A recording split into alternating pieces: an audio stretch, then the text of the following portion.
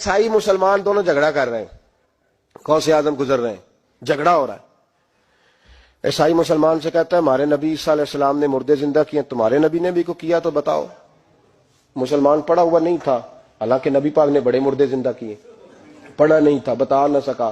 غوث اعظم کے کان میں آواز گئی تو جا کے عیسائی کا بازو پکڑ کے جھنجھوڑا. فرمانے لگے کیا کہا تم نے, میرے مصطفیٰ نے مردہ زندہ کیا تو بتاؤں. فرمایا تو نبی پاک کی چھوڑ, میں غلاموں کا غلام ہوں, میں غلاموں کا غلام ہوں, مجھے بتا کون سا مردہ زندہ کرنا. تو چھوڑ حضور کی بات نہ کر, میں غلاموں کا غلام ہوں, مجھے بتا کون سا مردہ زندہ کرنا ہے. پرانی قبر پہ لے گیا, کہنے لگا جی اگر نہ ہوا تو. غوث اعظم فرمانے لگے جو تو کہے گا وہ میں کروں گا. تو کہنے لگے اگر ہو گیا تو, اگر تو غوث اعظم کہنے لگے نہ میرے خانقاہ پہ جھاڑو دینا, نہ میرے برتن مانجنا, نہ میرے گھر کا سودا لانا. اگر زندہ ہو گیا تو بس میرے نبی کا کلمہ پڑھ جانا, بس میرے رسول کا کلمہ پڑھ جانا.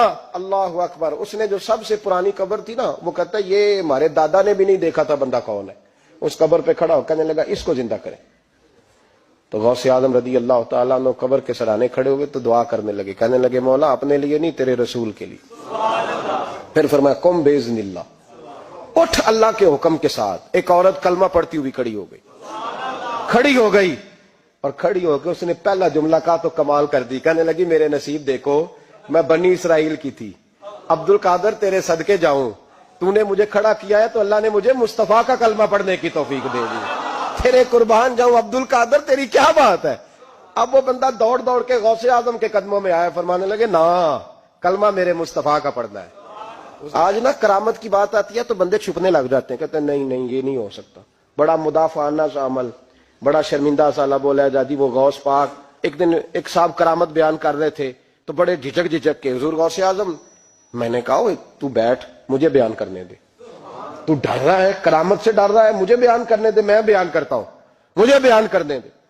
ملا علی قاری علیہ رحمہ نے لکھا ہے, دیگر بہت سارے لوگوں نے لکھا ہے, غوث اعظم خطبہ دے رہے تھے, تقریر کر رہے تھے, اچانک ہاتھ آگے بڑھایا تو یہاں تک ہاتھ بھیگ گیا غوث اعظم کا. ہاں کھول کے دیکھے, کھول کے بات کر رہا ہوں, ہاتھ یہاں تک بھیگ گیا.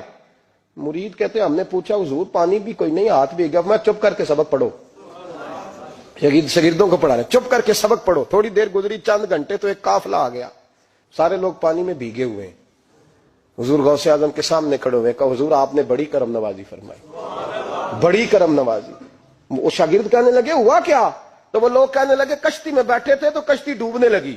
ہم نے کہا یا شیخ عبد القادر جیلانی, خدا کے فضل سے ہم پر ہے سایہ غوث اعظم کا, ہمیں دونوں جہاں میں ہے سہارا غوث اعظم کا. کہتے ہیں حضور غوث اعظم نے وہاں بیٹھے ہاتھ لگایا اور ڈوبتی کشتی کو باہر نکال لیا. اور ڈرنے لگے, کہنے لگے جناب یہ کرامت لوگ نہیں مانیں گے. تو میں کہا جنہیں نہیں مننا نہ منے. ان کے کانوں کے نا پیچھے خارش ہوتی ہے جب اس طرح کی ولیوں کی بات بتائی جائے. وہ تو حضور غوث اعظم کی بات نہیں مان رہا, پڑھنا سورہ نمل پڑھ. حضرت سیدنا سلیمان علیہ السلام اپنے محل میں بیٹھے دربار میں, فرمایا ملکہ بلقیس کا تخت چاہیے. تم قرآن نہیں پڑھتے, ملکہ بلقیس کا تخت چاہیے. تو ایک جن اٹھا, اس نے کہا دربار برخاست ہونے سے پہلے, دربار کے برخاست ہونے سے پہلے, بے شک آپ 5 منٹ میں برخاست کر دیں تخت آ جائے گا. ہزاروں میل دور تھا, پتہ نہیں کہاں قرآن پڑھتے ہو تم. بنی اسرائیل کے ولیوں کی کرامتیں مانتے ہو, اور نبی پاک کی امت کی باری آئے تو تمہیں خارش ہوتی ہے. شرمندہ سا لب و لہجہ. ہمارا لب و لہجہ شرمندہ نہیں, اس لیے کہ ہم تو جیتے اور زندہ ہی ولیوں کے نام کی برکت سے ہیں. ہمارے لب و لہجے میں تمہیں شرمندگی نہیں ملے گی. ہم اس طرح بیان نہیں کرتے کہ کوئی کیا کہے گا تو بچ کے جملے. حضرت سلیمان سے کہا آپ کا دربار برخاست ہونے سے پہلے, آپ نے فرمایا نہیں بھائی اس سے بھی پہلے چاہیے. ایک اٹھا, اندہ علم من الکتاب, جس کے پاس کتاب میں سے کچھ علم تھا, پورا علم نہیں تھا اس کے پاس, کتاب میں سے. حضرت آصف بن برخیا تو کہنے لگے حضور میں نہ لے آؤں. تو میں کب لاؤ گے؟ انہوں نے کہا پلک جھپکنے سے نہ. اگر سارے بولے تو لطف آئے گا. پلک جھپکنے سے پہلے. آپ نے فرمایا چل لا کے دکھا. پھر آیا کہ نہیں؟ بولے آیا نا. حضرت آصف بن برخیا وہاں سے گئے کہ وہیں رہے؟ آیا نا تخت. 80 فٹ اونچا, 80 فٹ چوڑا, 80 فٹ لمبا, اتنا بھاری کہ شاید 50 لوگ نہ اٹھا سکیں. وہ آیا سامنے رکھا تو حضرت سلیمان کہنے لگے یہ کیا ہے؟ تو جناب آصف بن برخیہ کہنے لگے ھذا من فضل ربی، یہ میرے رب کا، اور جن پر نرا فضل ہے ان کی یہ شان ہے جن کو اللہ کہ وبشر المؤمنین بان لهم من اللہ فضلا کبیرا، محبوب اپنے غلاموں کو خوشخبری دے دے کہ تیرے غلاموں پر میرا بڑا فضل ہے، فضل نہیں فضل کبیر ہے۔ تو جن پر نرا فضل ہو وہ تو بغیر جائے تخت لے آئے، اور جن پر فضل کبیر ہو وہ ڈوبتے ہوئے مرید کو ہاتھ ڈال کے بچا نہیں سکتے، وہ نہیں بچا سکتے۔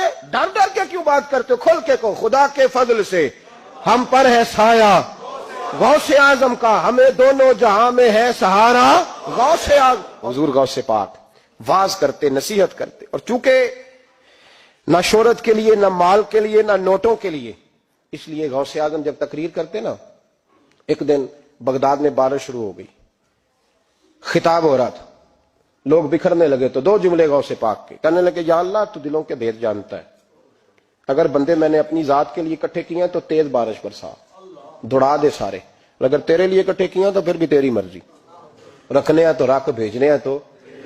حضرت یحییٰ کہتے ہیں سارے بغداد میں بارش ہوتی تھی، پر جہاں غوث اعظم کی محفل ہوتی تھی وہاں کوئی نہیں ہوتی تھی، وہاں کوئی نہیں ہوتی تھی۔ غوث اعظم تقریر کرتے کبھی کبھی وجد آتا تھا۔ وجد کس کو کہتے ہیں؟ وجد کبھی کبھی آپ کہتے نہیں کہ